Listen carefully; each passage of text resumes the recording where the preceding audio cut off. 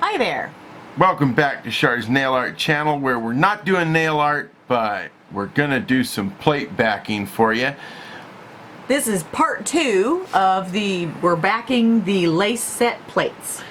Right. So these are the ones that we did get backed, and I already explained about those with our 3 different double-sided tapes. So here we're going to show you what we did and how we did it. Char's gonna show you how to trace one out. So here is a plate that we haven't backed yet. It's cleaned off and ready to go. And then this is a placemat. It's the full placemat, as you can see. And then this is the pretty side. It's the full thing. So we've already cut part of this edge here. And that's the piece that I'm gonna use. What I'm gonna go for is I want this little butterfly right here. So we're gonna turn it over so that that butterfly is right there. And while I place this here with my 1/8 inch edge, I'm going to let Leroy show you our glue. Our glue attempt? Yes, our glue attempt. Well, that was pretty much all it was an attempt. So I'm just going to pencil an edge across this right here, 1/8 of an inch away. It doesn't have to be perfect. Okay, and I don't know if we can see this. If you can see, you can kind of see the etch marks on the back of this design. That was our E6000. It actually distorted our plastic. If you can kind of see, the plastic's not really straight anymore, and you can see some of the glue residue there on the back of it. I also did it with this other piece here off of another one, also the E6000. And you can see where it really melts into the plastic on the back of this. However, right here in this corner, we can clean it right off. This E6000 melts to the acetone and it peels right off. Not to mention that it didn't actually stick to the metal plates to begin with. We also had a metal plate sticking problem with this glue here. I don't know if you can see. Gorilla Glue. This was the Gorilla Glue. Can tell you though, with tests, this stuff does not melt to the acetone. No, it didn't melt at all. I can put acetone all over this. It does not melt at all. It does. You can see the tear here in this corner, and there's another spot over here. You can see it. It just pulled it right off. Yeah, when we peeled the plate off of this, now most of this did not stick to the metal plate, but the little bit that did, it actually peeled right through the finish of the plastic. Yeah. Okay, you got that one traced out, baby? I do. So see what I did here? I measured it so that it was 1/8 of an inch, give or take a few, away from the plate all the way around. And then I started a line over here where I wanted it to go. And then what I did was I just pulled my plate up, eyeballed this edge here to see if it was straight, and drew a pencil line. Then I scooted it over this way to this edge, and I drew a pencil line. So there we go. It's just got to cut out round our corners and we're good. Okay, so, and I'm just using a pair of scissors. This was surprisingly easy to cut with a pair of scissors. I was quite surprised at that, but you can see how easy this is cutting. Great, I'm following you. Okay, well, you might have a hard time following me when I turn it this way. Yeah.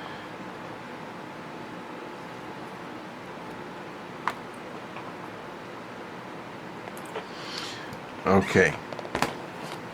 Once the square's cut out, I just went around it with the scissors and kind of rounded my little corners. That way they were. And then once he was done with that, I have a sanding block that I've been using, and I just gently sanded the corners so that they were kind of smooth. And if anybody notices the boo-boo on that nail, I didn't do it. he totally ran my poor little finger over with Boomer. I have tire tracks in my nail polish. He's grounded. He ran me over, girls. It's terrible. With the camera. What he did, he ran me over with little Boomer, but okay, in his defense, he did kiss my boo-boo. So, it's all good. Now, I found I can pick up those little pieces with my little rollers. Yeah. You know, a sticky roller just cleans up my work area. I want to use the cloth tape. So while he's backing one, I'm going to back one. Oh, wait a minute. Okay. Here you go, baby. So I'm going to be using the one that was the cloth tape. Which one did you want to use? You want to use the cloth tape? Oh, no, I was going to use the plastic. It's the plastic. Okay. pretty thin. And I wanted to let you know, of the 3 today, just to test, where is that plate? That's 10. Okay, so number 8. Number 8 is the one that we used the fiberglass backing on. So what I did was, with this end right here, I took my acetone and I pumped my little pump until this whole bowl was full. And then deliberately I poured it on this plate to allow it to dribble down between the plate and the plastic, and it did soften and it did pull away. But as you can see, now that it's dry and I pushed that back down and I left it alone, now that it's dry, it's once again pretty secure, because I'm putting some serious pressure on that and bending it. See? And it's not pulling away. So even if you do get the acetone on this one, again, this is the fiberglass, just let it dry and it restuck itself. So I was pretty impressed with that. So general wiping, I had absolutely no problem with. Okay. So using my little butterfly here, I was going to... he's gonna run some tape on that plate and this right is there. This is the carpet tape, plastic, Yeah. from Ace. And we did clean the back of these plates really well. Or we tried to. Okay, we tried to. I let them overlap a little bit, and then when I put them down, where'd my little scraper? Your little scraper's under the box. Sorry about that, I blocked the camera. I lost my scraper. Yeah. Okay, and then I was just scraping this down so I get a nice flush seal against the back of the plate with one of our scrapers. Yeah, which is a fantastic way to make sure that it's sealed all the way across. Yeah, it gets it a good seal. Yes. And just lay it right next to that one there. And I didn't want those to overlap, but I do want them to be pretty close together. Right. And you can see how by using the scraper I don't have any air bubbles, and I didn't put any fingerprints on it. Because Right. the oils on your fingers can cause them to separate. And Now it's time for the hoo-hoo.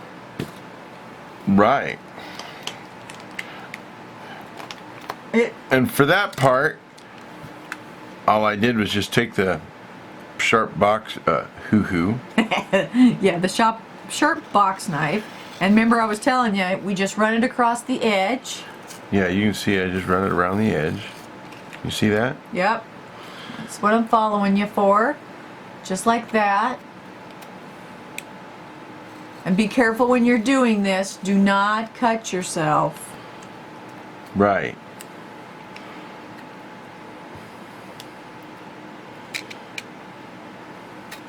And if you're more comfortable, you can totally do this with a pair of scissors and then just clean it up later. Right. Well, yeah, you can do it that way too. I don't see why Whichever not. way Anyhow, works the best for you is cool. Char's got the piece over there that we cut out. So I just used my corner edge of the hoo-hoo to peel the backing off the tape. You can see this double-sided tape. I put that down pretty tight with that scraper, so. There we go. Then Here's that backing I traced out. Can we see that? Yep.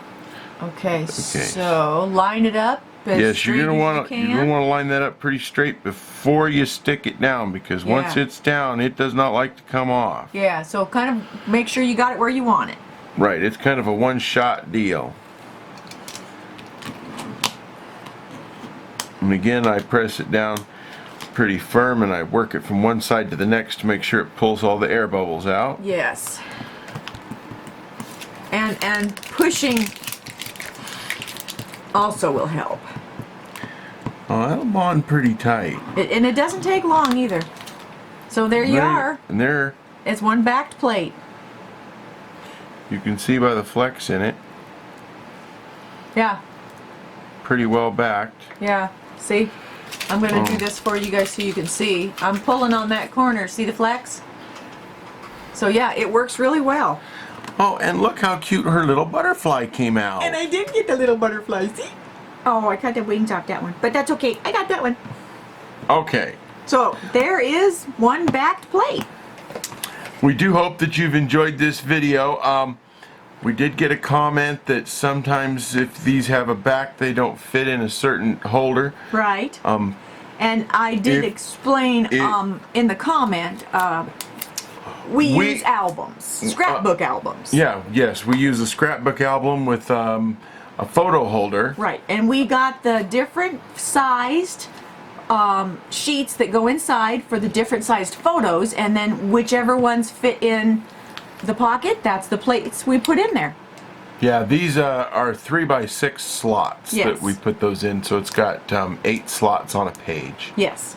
So depending on which sizes, whether you're doing these, or you're doing these, or you're doing these, there's different sized pockets for every single one of these.